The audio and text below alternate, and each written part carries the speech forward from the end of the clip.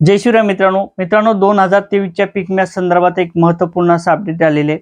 मित्रांनो, शेतकऱ्यांच्या खात्यावर उद्यापासून पीक विम्याची रक्कम ही वाटप केली जाणार आहे। मित्रांनो, एकंदरीत कोणत्या जिल्ह्यात हे पीक विमा वाटप केला जाणार आहे आणि यासाठी किती जिल्हे पात्र करण्यात आलेले, त्या जिल्ह्यासाठी लागणारा जो निधी आहे ते किती आहे, म्हणजे पैसे किती असणार आहे आणि पैसे कधीपासून वाटप केले जाणार आहे, म्हणजे शेतकऱ्यांच्या खात्यावर पैसे किती हेक्टर पर्यंत अनुदान वाटप केले जाणार आहे, त्याचबरोबर शेतकऱ्यांच्या खात्यावर पैसे किती येणार आहेत या संदर्भात आपण सविस्तर अशी माहिती घेण्याचा प्रयत्न करणार आहोत। तर मित्रांनो, मी गणेश ठाकरे, कृषी सातबारा या YouTube चॅनलवर आपलं स्वागत आहे। मित्रांनो, असेच नवीन अपडेट घेण्याकरता त्याचबरोबर आपल्या चॅनलची सभासद मिळवण्याकरता नक्कीच एक वेळ चॅनलला सबस्क्राइब करा।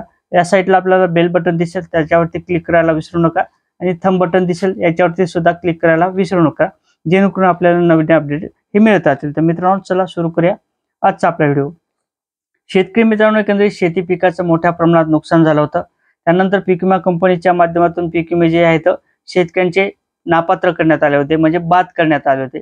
बऱ्याच शेतकऱ्यांच्या माध्यमातून तक्रारी करण्यात आल्या होत्या आणि तक्रारी अभावी शेतकऱ्यांचे जे पीक विमे होते ते नापात्र करण्यात आले होते। त्यानंतर पीक विमा कंपनीला सक्तीचे आदेश देण्यात आले होते, जर शेतकऱ्यांचा पीक विमा वाटप नाही केला तर आम्ही पीक विमा कंपनी ही बाद करू किंवा ब्लॅकलिस्ट करू, अशा प्रकारे सांगण्यात आलं होतं।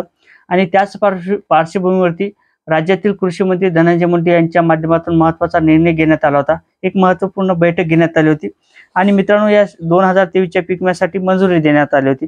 एकंदरीत शेती पिकाचं मोठ्या प्रमाणात नुकसान झाल्यापोटी नाशिक जिल्ह्यातील शेतकऱ्यांच्या खात्यावर 656 कोटीचा पीक विमा हा वाटप केला जाणार आहे। त्यासाठी 656 कोटी हे मंजूर देण्यात आलेले।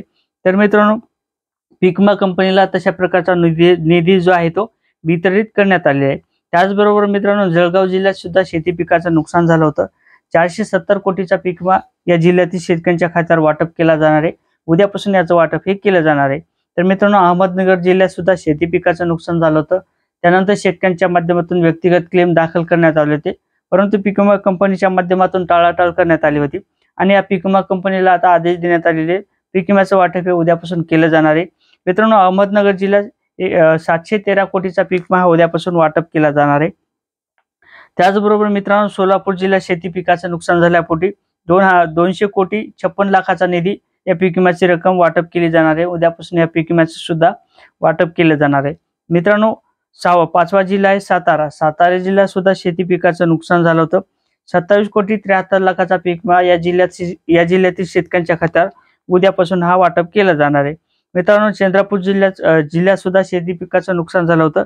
143 कोटीचा पीक विमा उद्यापासून वाटप केला जाणार आहे। आणि मित्रांनो, सरासरी या 7 जिल्ह्यातील शेतकऱ्यांच्या खात्यावर उद्यापासून पीक विम्याची रक्कम वाटप केली जाणार आहे। 58 कोटी 80 लाखाचा पीक विमा या शेतकऱ्यांच्या खात्यावर उद्यापासून वर्ग केला जाणार आहे। शेतकऱ्यांच्या खात्यावर डायरेक्ट डीपीटी अंतर्गत हे पैसे जमा केले जाणार आहे। मित्रांनो, अशा प्रकारे या पीक विम्याची रक्कम शेतकऱ्यांच्या खात्यावर 20,000 30,000 रुपये अशा प्रकारे उद्यापासून वाटप केली जाणार आहे। या 7 जिल्ह्यातील शेतकऱ्यांच्या खात्यावर पीक विम्याची रक्कम 2023च्या खरीपचा पीक विमा हा वाटप केला जाणार आहे। आणि मित्रांनो, असेच नवीन अपडेट घेण्याकरता त्याचबरोबर आपल्या चॅनलची सभासद मिळवण्याकरता नक्कीच एक वेळ चॅनलला सबस्क्राइब करा, जेणेकरून आपल्याला नवीन अपडेट हे मिळत राहतील। व्हिडिओ आवडला असेल तर शेअर करा, नक्कीच आपल्याला असेच अपडेट मिळत राहतील। तर मित्रांनो, जय शिवराय।